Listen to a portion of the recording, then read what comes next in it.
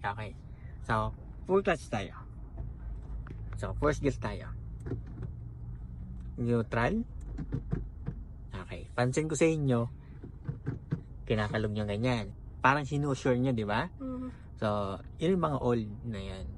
So, ang mga gear naman natin, mga nalabas na ngayong sasakyan, first gear nya. Okay. So, hilahin nyo lang, neutral na siya. Okay. Hindi nyo kailangan talugin. Okay, ulit natin. First gear. Neutral. Yun na. Ganun na siya.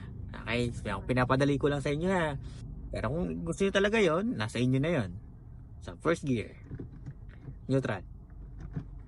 First gear. Okay, ganito naman yung tamang first gear. Ang kamay nyo wala dito, kundi nasa side na to. Hila, taas lang. Huwag yung tulak na, imigigil pa. Pag alam yung lumapat dito, taas yun na lang yan. Yun ang first gear. Tuloy natin, neutral, first gear. Yan, ganyan. Second gear.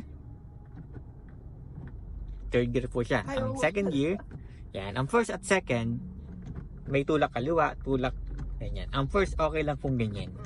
May tulak pautang kaliwa. First gear. Second gear. Third gear.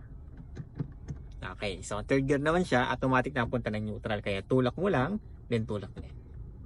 First gear. Reverse. Okay, so tama. First gear. Reverse. First gear. Neutral muna. Straight pa kaliwa. First gear. First gear. Second. Third. First gear. Neutral. Yes, ha? Pwede naman i-check. Isa lang. Okay na yun. Kasi pag isa nasa third, hindi maitulak, di ba? Nasa fourth, hindi maitulak. Pag naitulak, neutral siya. Huwag niyo nang sanayin na yung kalog na kalog. Parang yung gear doon ay parang nagsasagyan na siya. Okay? First gear, neutral. May tanong ba? Wala. Okay, tara.